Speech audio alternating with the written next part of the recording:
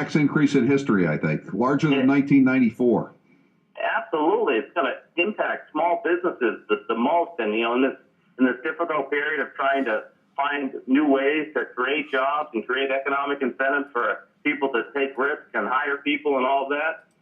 Why would any business owner have the confidence that Congress is going to get it right either in a lame duck session or in January? So they're setting it up. They're telling the business people across this country that your taxes are going to go up in January, so go hire people. They're telling the people, the government workers or the whatever, here's some more money to keep everything going, the status quo, and they think somehow that's going to create jobs. And this is setting up for a tremendous impact on our economy. If these tax increases hit, it's going to cripple this country, and it's going to make this recession, which I don't believe that we're out of it. I think it's a joke that some of the members of Congress and some of the state officials are suggesting that the economy has recovered. It's going to set us up for either a double-dip recession or a period of slow or no economic growth. And I'm shocked. I thought they were going to pass at least a one-year extension of the tax cuts, or I should say of the tax policy, just so business owners and entrepreneurs would take some capital and try to hire people. But this is going to be devastating to the economy. Obama doesn't like people who work for a living, Jeff. I mean, isn't that the bottom line? To him, the economy is the federal government. He's never been one of us. He's never been a guy who actually had to go out and, work and by the sweat of his brow for an entire day. And his constituency is federal government workers, trust-funded millionaire kids, academics. It's a different world that he lives in. He doesn't know what it's like out here. Well, ideologically, I absolutely agree. And I know if they had in their heart, Nancy Pelosi and the Democrats in Congress and this president, certainly Harry Reid over in the Senate, they want these tax cuts.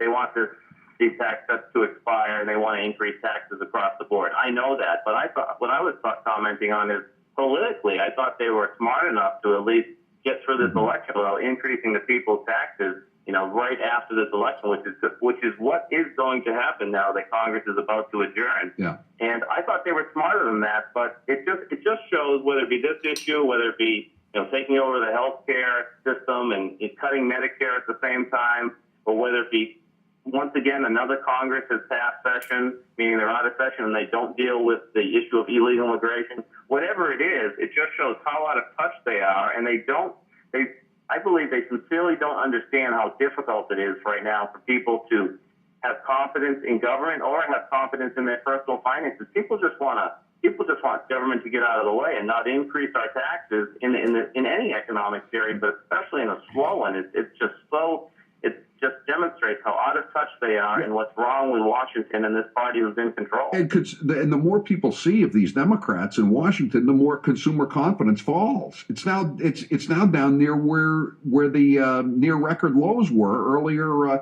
in 2009. And as long as consumer confidence is down, why would business want to spend any capital? Well, what the American people are doing right now, the American people usually get it right. What we see in our savings rate across the country is American people, regular folks, are saving more money. They're not spending because they don't have confidence.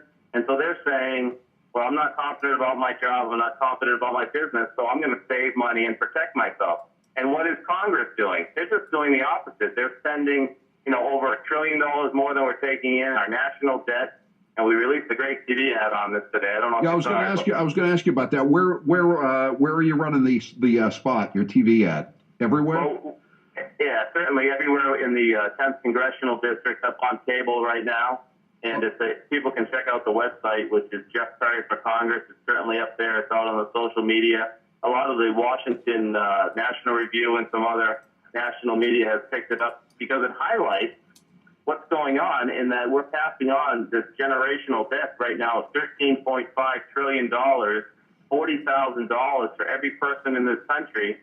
And whether it be this budget, which is over $1 trillion out of balance, or whether it be, this huge tax increase that's going to come, it just shows that the Democrats, Nancy Pelosi, and the Democrats who support her policies are just kicking the problem down the road, as Charlie Baker says, kicking the can down the road and hoping it gets better next time. And, The American people are figuring it out. I'm not saying that the Republicans are always right, but having one party under control in Washington, just like it is in Massachusetts, having one party who is just spending, and is about to tax, is going to ruin this country.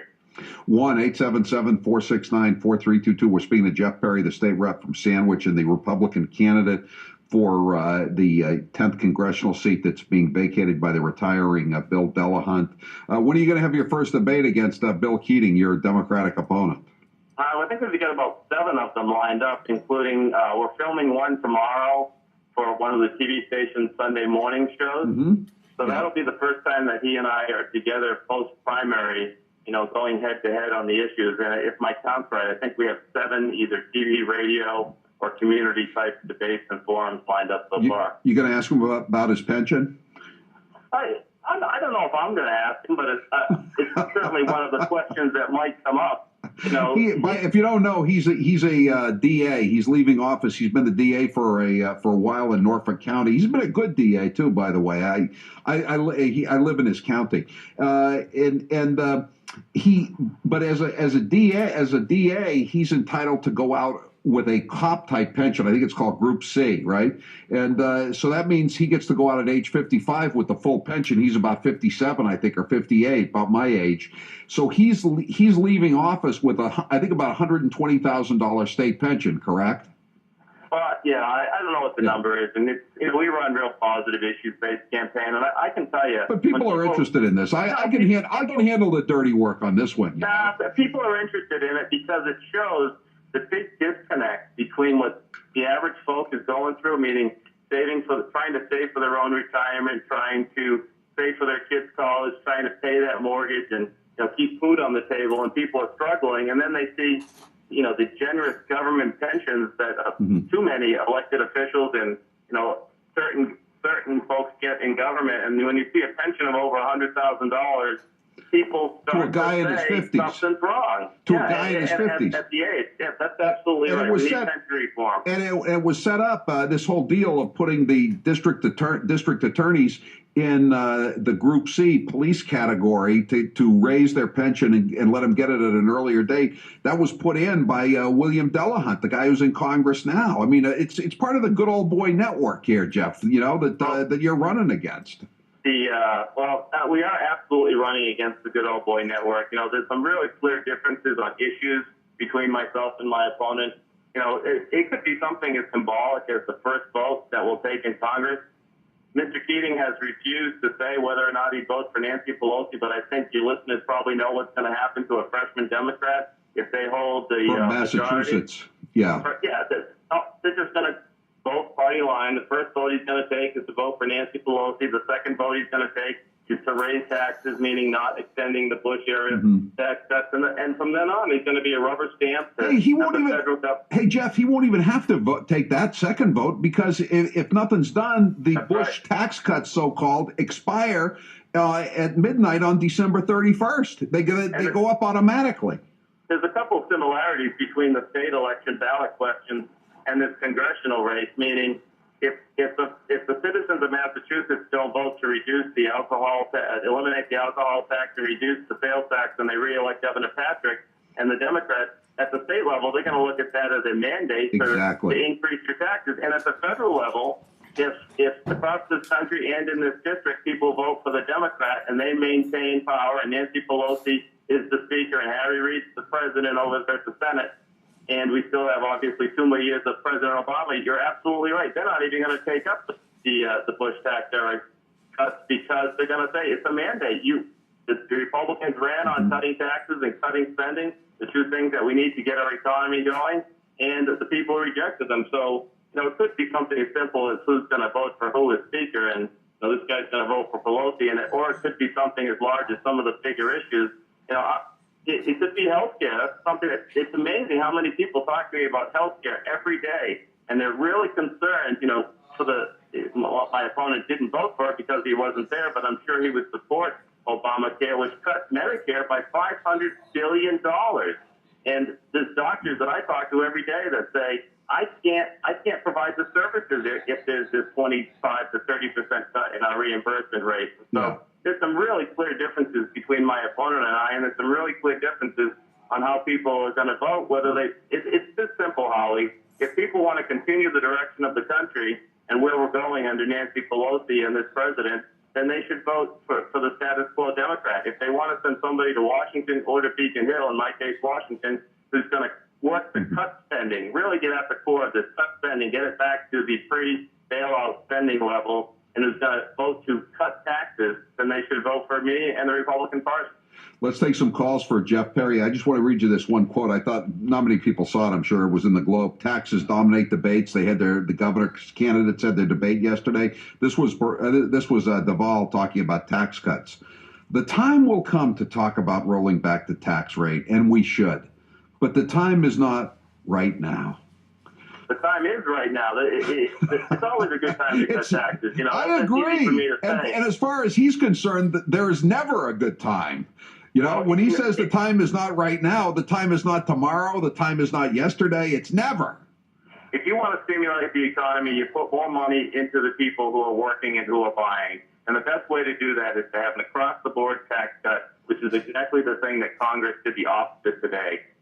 Congress, by not acting, will increase the taxes of every American, every business owner, small, medium, large, on January 1st because they decided to go back to the campaign trail rather than doing the tough work of cutting spending, which needs to happen. A $13.5 trillion national debt. And sure, the Republicans in previous administrations were part of that, but not at the level that's been going on in these last 2 years. This president has taken it from 9 to 13.5 in less than 2 years. At that rate,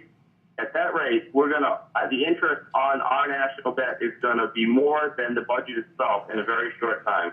So I got a text here from 781. Group C was put in when an ADA was murdered, idiot. Well, no, you don't know what you're talking about. It was put in when Bill Delahunt was elected to Congress, and he wanted to go out on a high pension, and he wasn't old enough, so they put the DAs and the first assistant DAs. That ADA that was murdered in West Roxbury, I don't think he was a first assistant DA. I don't think he would have been covered by that. So you don't know what you're talking about. Don't tell me I don't know what I'm talking about. I know pensions, Jeff. That's one thing I know. Tim, you're next with Howie Carr and Jeff Perry. Go ahead, Tim. Hey, I know what I'm talking about, too. And Howie, thanks for signing my copy of The Brothers Bolter. It's an awesome book. Jeff, thank you for signing my copy of my Constitution, the pocket version I carry. I now have your signature, Scott Brown's, and hopefully my next state representative, Dave Vieira. And I want to challenge all my representatives to be held to that Constitution as closely as possible. And, Jeff, I saw your commercial online today, and I showed it to my father, who's a lifelong Democrat, and he said he liked it because Jeff took the high road and gave a positive message. You keep banging on that door, brother, and you'll be fine.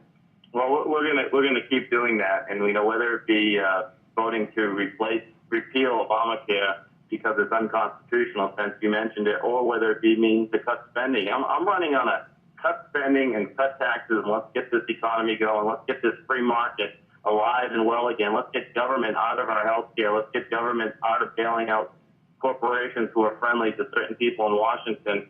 Let's not kick our problems down the road, whatever it is. Let's make those tough decisions. It's time for people to step up. It's time for members of Congress to act like grown-ups and make these hard decisions and not pass these problems on to future generations. And so that's the theme of that TV commercial about our national debt and not passing them on to our kids and grandkids. So I'm glad your Democratic father or father-in-law liked it very much because his vote counts double. Thanks, Jeff. Thanks, Ed. Let's see. Ed, you're next with Howie Carr. Go ahead, Ed. Hi, Howie. Hi, Jeff. How you doing?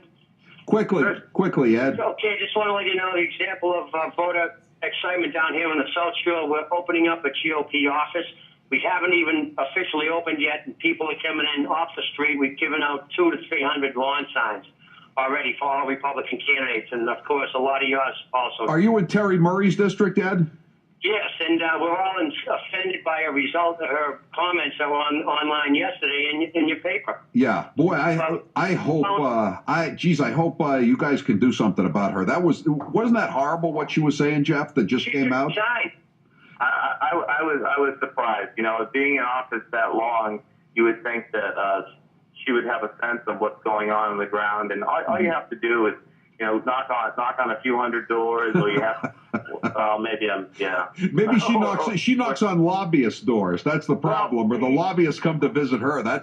She's as out of touch as Duvall is. People are very frustrated right now. Yeah. Not only do they lack confidence in their ability to provide for their families, or do they lack confidence in government, but they lack confidence that legislators, either at the state or federal level, even understand the nature of the problem. Jeff, I got to hold you. Jeff, I got to hold you right there, but we'll have you on again very soon. All right, okay? thanks, Howie.